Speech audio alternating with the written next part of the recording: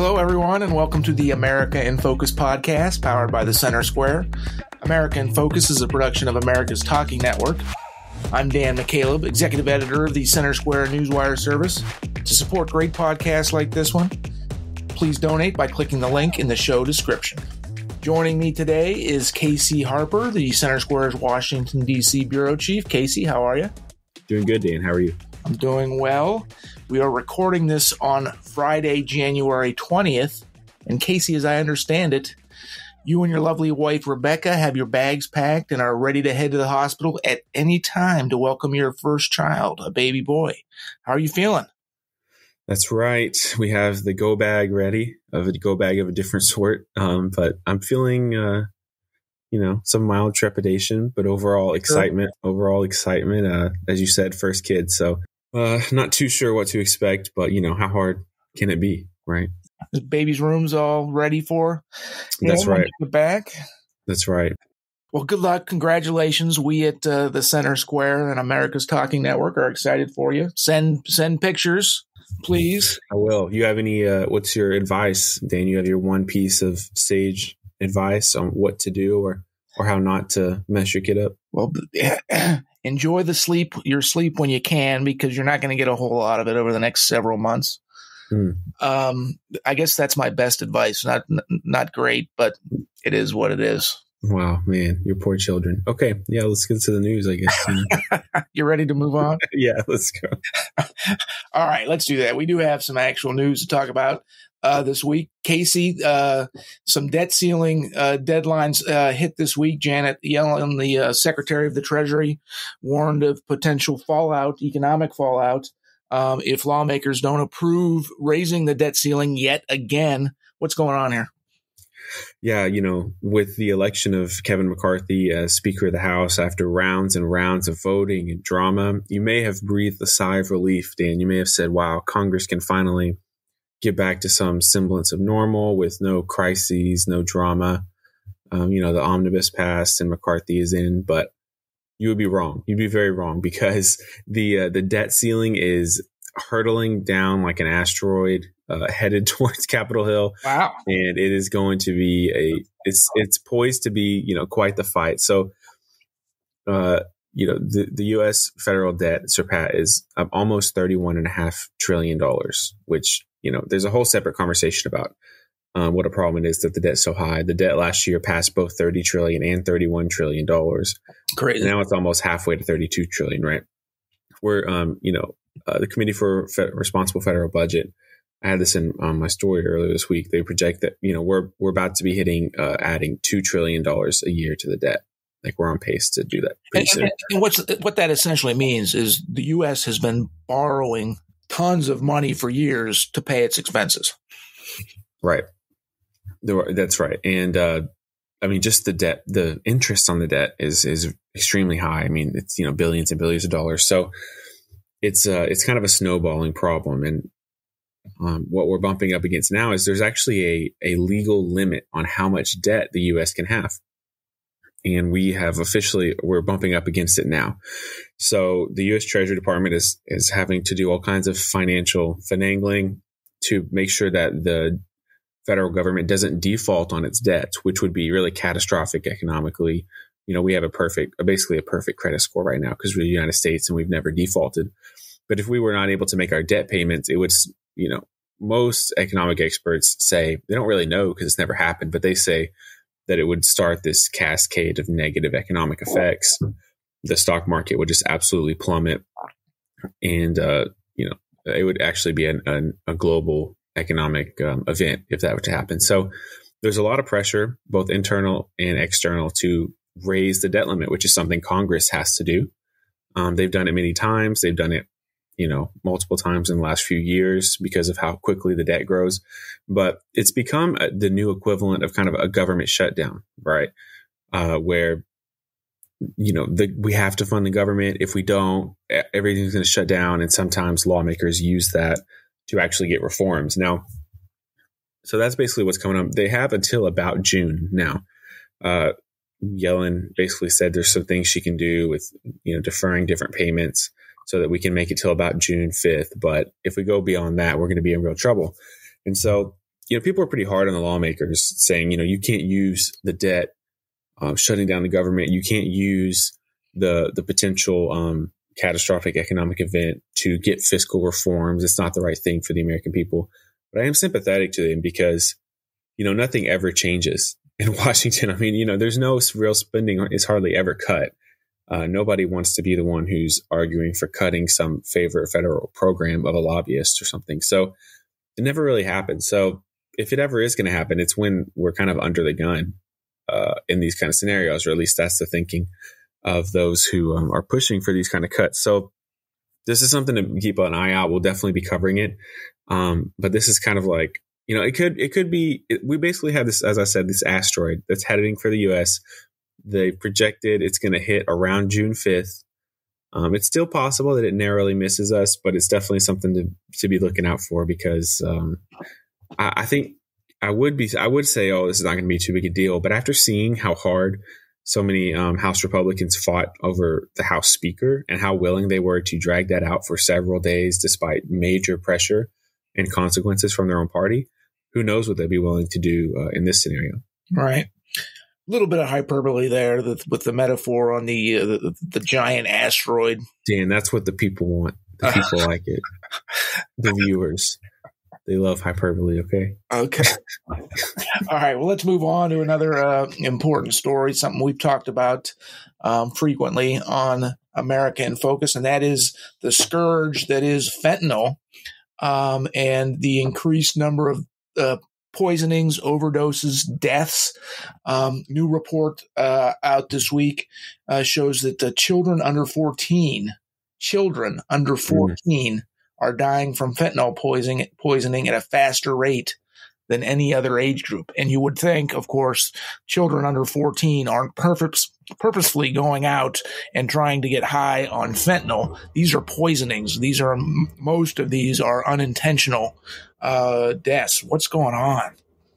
Yeah, I mean, this is one of the crises of our this generation, I think. I mean, it's really tragic what's happening in the past 2 years. These synthetic opioids deaths among children have surged. Just reading, from this report, these fentanyl-related deaths among, infants, which is children under age 1. We're talking under age 1, quadrupled from 2019 to 2021. It tripled among kids age 1 to 4 and nearly quadrupled between ages of 5 and 14. So, I could be convinced that there's some 12, 13 or 14-year-olds out there who are curious, seeking out, some drugs or something. But of course, no 1-year-olds, no 5-year-olds, are out here looking for drugs. So these are poisonings. They're really tragic. I think there still is a lack of awareness at just how dangerous fentanyl can be. When you can, just from kind of touching it, coming into contact with it, depending on how your body reacts, it can be extremely deadly. This isn't marijuana. I think all drugs are not created equal. This isn't marijuana where you can, handle it, use it, and do things and see, the minimal or not fatal, I guess, side effects. This is, most experts said this is probably the most dangerous drug to ever come on the streets in the U.S. And we're seeing that, and we're seeing it affect kids. But didn't we have a story about Halloween candy? Dan, I'm kind of reaching back in the archives here. Yeah, right. Shortly before Halloween last year, in October, several police agencies, including the Drug Enforcement Agency, the USDEA, issued alerts for parents to be on a lookout because first, let me say this. The precursors of fentanyl are made in China. They're shipped to Mexico, where the cartels lace the fentanyl with into other opioids, apparently into candy, or at least they're made to look like candy. And then the cartels smuggle the fentanyl across the border, and it gets distributed around the country. Well, police, of course, confiscate some of that fentanyl, and they found in the weeks leading up to Halloween, fentanyl-laced candy in like candy boxes that were meant to look like candy. Now, thankfully, there was, as far as I know, no big fentanyl poisonings during the Halloween season. But yes, agencies such as the Los Angeles Police Department, New York City, and federal agencies were warning about that leading up to it. we all, about a month, maybe 6 weeks ago, we also wrote at the centersquare.com about a San Francisco mother and her toddler child who were just playing in a park. The toddler was on the ground playing in the park, and the toddler contacted, a small amount of fentanyl, and the toddler almost died. Right. Thankfully, they were able to revive the toddler. And we just did a story this week in Illinois, where a downstate Illinois prison, more than 20 guards and other personnel needed medical care, and some required hospitalization after they came in contact with a quote unquote unknown substance that very well could be fentanyl. It's still being investigated. But essentially what the police union, the Fraternal Order of Police, which represents the guards, a few months ago came out with concerns that fentanyl laced paper was being mailed into the guard, and they needed better scrutiny of inmates' mail. And so this week, you had the poisoning. So it's very dangerous. It can be deadly. Just the smallest amount of it can be deadly. And as you said, this is a new scourge, and it largely has to do with the flow of illegal immigration across our southern border. That's right. I mean, I think that's one reason it hasn't been talked about as much, because it has that political tie to the border, which is kind of a third rail for some politicians. But I think another reason we're seeing these kinds of deaths, and Bethany Blankley has done some good reporting on this as a contributor for us, but is the portions, I guess you'd say, the doses are so much smaller than what you'd expect from other drugs. Like if you did as much fentanyl as someone would do of cocaine, for instance, you would die. For sure. If you did as much fentanyl as just a normal dose of crack cocaine, you would die. I mean, 2 milligrams of fentanyl, which is about the size of a mosquito, is enough to kill an adult, a grown man. And it's 100 times more potent than morphine. So we're talking crazy. I mean, you have to have so much restraint, to use this drug safely, if there is a way to use it safely. And the DEA said last month that they said that in 2022, they, captured, seized through their efforts enough fentanyl to kill everyone in the United States. I mean, if you spread up the doses across, all, well over 300 million of us, it'd be enough to kill us all. So this is a major problem. This isn't a one-off. This isn't some border scare with some kind of, racial undertones. This is a real thing. Kids are dying. There's enough coming into the country to kill literally everyone. It's only getting worse. The overdoses are getting worse. The illegal immigration that is helping drive it is getting worse. And there's no big solutions coming out on this. We're just kind of, it's like ER nurses just trying to keep someone alive right now. There's no big cure. There's no solution. So I think they could very reasonably expect this problem to only get worse over the next year, which is really, really sad and frightening. Yeah. When you talk about how little of a dose it takes for fentanyl to kill an adult human, we've run a photograph at the centersquare.com with a penny, and this just little minuscule speck almost next to the penny, much, significantly smaller than the penny. And that's the dose, that's all the dose that it takes to kill an adult male. So definitely, parents, be aware of this issue. Talk to your kids about it. Deadly, and it looks like it's continuing to get worse. Let's move on, though, Casey. You wrote this week at thecentersquare.com about continued inflation and how higher housing costs are really hurting Americans. What's happening here? Yeah, I mean, we've written a lot about inflation at thecentersquare.com. The latest inflation data has shown a more optimistic picture, right? We saw producer prices this week actually fell. Consumer prices fell in December, right? Correct. And consumer prices have been better as well. Although, things like food were still much higher, which we talked about at length before. But another thing that's really, everyone needs and is much more expensive is housing. Housing costs have continued to rise. They've been a major factor at times in driving the index. The inflation index is up. Americans are having trouble just paying rent. Of course, it varies by if you have a homeowner, if you're a homeowner versus if you're renting. But This survey came out from U.S. News and World Report, and they interviewed 2,000 adults who either had to move back in with their family or had to get, a roommate or housemate because of, to help make ends meet. And 71% say cost of living increases had a major, personal impact on them. And 59% of those surveyed said inflation and higher housing costs made them consider moving to another city.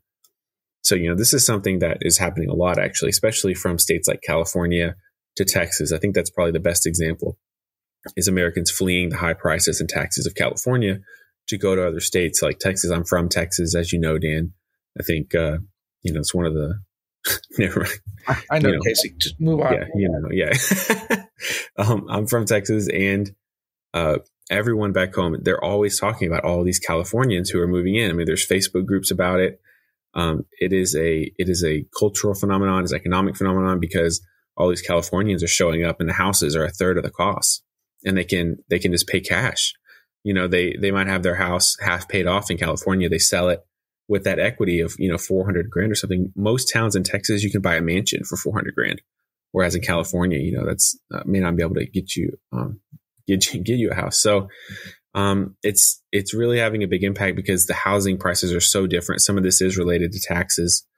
I don't know. I mean, I know that in Illinois, have you seen this in Illinois? Do you guys have Californians coming there, or are you just too? Illinois is very much like California, where the out-migration is just rapid. People are fleeing Illinois. We have the second highest property taxes in the country. That certainly drives some of that. The other side of this too, though, is if you're a younger adult, maybe in your first or second job if you graduated from college or whatever, and you're looking maybe to get in the housing market to buy a house now, just with interest rates have soared as well, so that makes the cost of buying a home now that much more expensive. Right, and for young people, though, it makes total sense to leave. I mean, you could try to stay in a city in California where you're going to pay so much taxes, it's so expensive, or you could move somewhere cool like Nashville or Austin, right? Where those are, they're growing economically. Even Miami is really becoming a big tech hub. So there's these cities that are, because of low taxes, because of low cost, are just absorbing a lot of talent from the rest of the country. So there's real world impacts. It's not just, Americans are having more trouble making ends meet and their budgets are tighter. I mean, people are leaving. People are picking up, moving, taking jobs in different places, changing the economies, everything. Three of the states you mentioned there, Texas, Tennessee, and Florida, are also three of just a small number of states that have no income tax. It's right. No state income tax. It's a wonder that those states are growing, and states like California, Illinois, New York are shrinking in population. Right. Yeah, Dan has me out here in a 307 square foot apartment in the DC area. And your boy will love every inch of it. No compassion. No compassion. Great. Well, I'm not buying it. I wouldn't have it any other way, Dan. I'm not believing it anyway. All right, Casey, another story this week. Biden over the last weekend, touted rising wages in a tweet. You did a fact check on that, found that inflation has kept working, even though wages are increasing. Inflation in many cases has exceeded the rising wages. So Americans essentially can't enjoy the benefits. That's right. I mean, so Biden, we've been fact checking Biden lately, Dan, and it's been fun. He talked about, last week we talked about how he said food prices were going down, which isn't even close to true. We talked about that. But this time around, he said wages, this is a quote from his tweet, wages are climbing faster than prices. Now, it's definitely true, as you said, that wages have gone up, and they've gone up pretty significantly. But I don't think most Americans are just, laying the money on the bed like Scrooge McDuck and swimming around in it. I don't think people are feeling the benefits of these new, purported higher wages, because in fact, things like what we talked about, food, shelter, have eroded those so much. So, I talked to economists on this, and, E.J. Antony, economist at the Heritage Foundation, he pointed out that only a few months of the Biden presidency have we seen wages and earnings rise faster than prices, right? It's only been a few months of that. And over the last 2 years, the average family has lost $6,000 in purchasing power because prices have risen so much faster than wages. So what I think is happening here is Biden has taken, December, which was a good economic month for him. And he's going out and he's spiking the football and he's claiming he's kind of, I think, purposely being misleading in what he's saying and acting like things are just on the up and up. It's been that way. Like we've recovered, when actually all the economic data for the last 2 years has been really bad. And now he had a decent month in December and he's trying to make that seem like everything is turned around. But it could very well be that the January data is just as bad as the previous months. And even if January is better, it's still kind of disingenuous to talk about how good things are when Americans have seen their income, their wages rise slower than than prices. I mean, we wrote about this. I wrote about this at the beginning of the year because Biden announced a pay raise for most federal workers. There was 4.6%, but consumer prices have risen 6.5% in the last 12 months. So you don't have to be a math genius or an economist to say, wait a minute, 4.6% raise for federal employees and 6.5% higher prices, consumer prices. And also point out that the year before that, federal workers only got a 2.7% raise. So, and prices have definitely rose much more than 2.7% that year. So, I don't know. I don't know if this is quite as much of a clear, false fact check, but you could definitely put it in the misleading category. Got it. I appreciate you fact checking President Biden, because it seems like there's so few out there in the media nowadays that are. Of course, we had seems like 1,000,001 fact checkers just a few years ago. That's true. Casey, that's all the time we have. Good luck to you and your wife. We're excited for you. Can't wait to hear the news. A reminder to our listeners, you can find all of the Center Square's podcasts at americastalking.com. Take a look. Please subscribe. There is no cost. This has been the America in Focus podcast. For Casey Harper, I'm Dan McCaleb. We'll talk to you next week, and maybe we'll get Casey's son on.